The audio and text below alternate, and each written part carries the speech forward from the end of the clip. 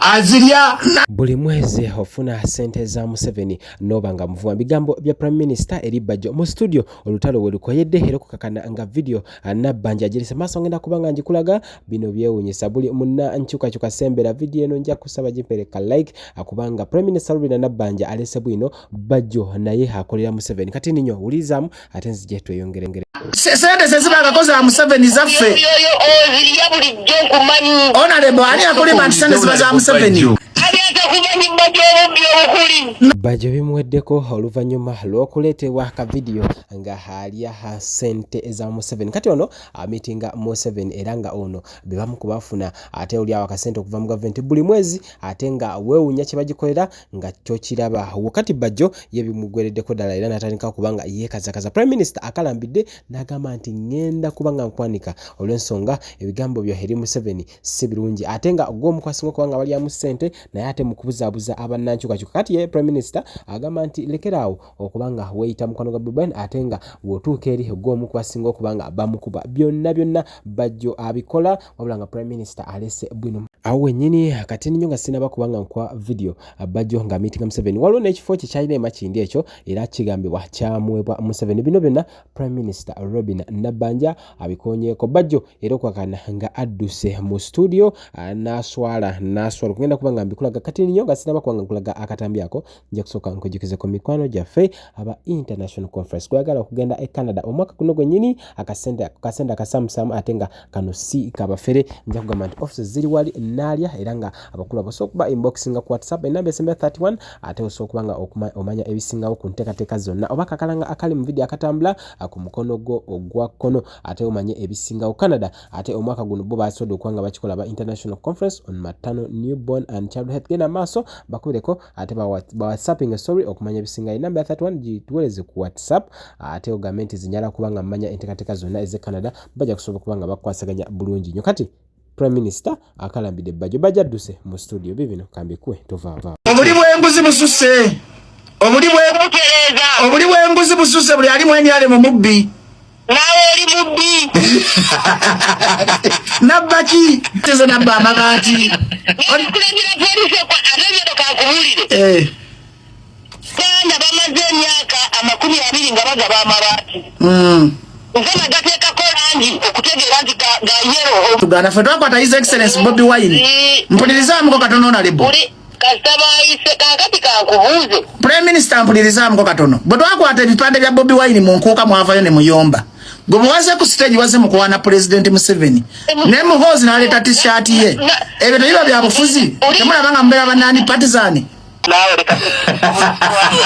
era mbadde ndi wano okuwanika kiwandiiko nkitwalira Igipya kwate Prime Minister kiwandiike watwala ekya naye abantu bagali twanyumiddwa endongo ya Mayinja banyumiddwa endongo nnyo nze babaddeyo saa musanvu emagamba mwongeremu obudde ffe tuli mu buyinza naye nobbote yabulimu yabuvaamu nga mmwe okakasa nti tweyagalidde mu ggwanga lino nawe olyeyagalidde Honorable n'obbote yabulimu naye kati situmanyi gyali ekyo mukijjukira olwo ne tumalayo emyaka emeka twakamala 38 tugenda 4 nawe tonyumya naye muyinza obutakomawo nga muli mu biseera mwe bisembayo ale kuluma otukomawo nagiya nayo namutima Honorable mulinnya ensenene eziri mu kiveera mweryankuta ng'ensenene Honorable kiki mukoledde abantu ekibakomyawo eyo nuupuuto kyagimala mu bibiina FDC yagwawo eyo DP tuli nayo bannange kino kika Honorable kiki mukoledde abantu mubuze kiki bakoledde abantu Honorable abantu tubakoledde kiki mukoze konezo radio zoliko mirembe gya Museveni Honorable era bw'oba oyogera ffe wano nga tutereeza kituufu njagala nnyo oyogera ebikyamye ebyo wano mbitereeze olaba kati zimuli bubi nze mulayo nnugo yayamutta ekigenda ebbasa Mayinja yamwadde miliyoni meka abaganda kye bayita ebbuba Mayinja yamwadde meka aye togendayo kumugira nedda tubuuza bubuuzi adde mukadde 16 mubuuze Honorable Prime Minister ensonga ebadde nti zange zigendera mu bbaasa tetukyateeka sente Honorable Prime Minister bwe twavaire tukola ebyobufuzi Bajjo yewe nakuwerangako 10,000 nengi w'omutuumu nagivaamu. Embeera wagita. Edda yatufuwanga 2,000 ngazi. Honorable Prime Minister tugamba waleese ebyobufuzi mu ndongo ate nga babita. Nabbaki Honorable? Tewali okusiiga bubbi gwe. Nabbaki? Obbi ebintu byonna bimaze mu nsi. Oli bubbi. Honorable wagezaako okunsibako ekyamabaati naye kyagaana kubanga amabaati ge bagamba nabba nagatwala ku ddwaliro Ejjinja. Amabaati nagatwala Kalungu. Waliyo ekereziya bagita Kaali. naye gaali gakalomejja mu banako. Prime Minister Nabbali. Leka malize. Abaati gaali gakalamoja gaaliwero Rwenzori mwagezaako kinsibako ne kibalema. Amabaati agamu genda bayitayo Kikwite olabe ekkanisa y'aba Seventh Day Hoima. Kwegali. Nga bwefaanana. Genda e Kagadi waliyo ekereziya bagita Kinyabugonjo oba amabaati. Genda ku katale akatale ako kali eri waggulu bayitayo disitulikiti eyo bagitani Malakyaterege eyo natwalayo amabaati ku katale nasanga bambi abakazi beyanise ku musana. Prime Minister bali ani agiteekako yero. Lwaki wagateekako yero? Tuli bainaremusi. Honorable Prime Minister. Nerekereze kakutaddire. Leka program gifeemu tugikwatako. Honorable Minister. Ogokumakima Bajjo. Amabaati gaali gekalamoja ate lwaki gakwata directions endala? Gaaliko gakalamoja ge nagaba. Amabaati gaali galuwero Rwenzori, amalala gaali ga Bunyoro, amalala gaali ga Northern Uganda, amalala gaali ga Busoga. Kibalama wa Musaawa Honorable Minister.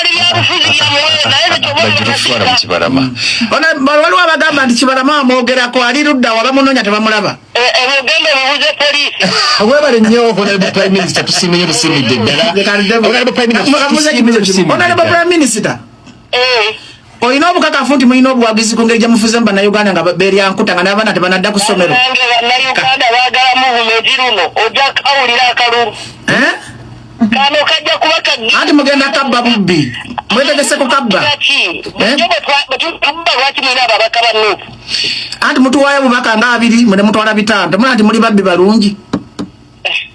Honorable Nabanjja. Ababaka bannuupu beeyagalira mu Parliament wa. Maama tweyanzizza nnyo Honorable tweyanze. Gwebala okukyanga. Baagala nnyo Bannayuganda. Amiina. Naye temulina kye mutukoledde. Tubonaabona tweryankuta abaana tebasoma.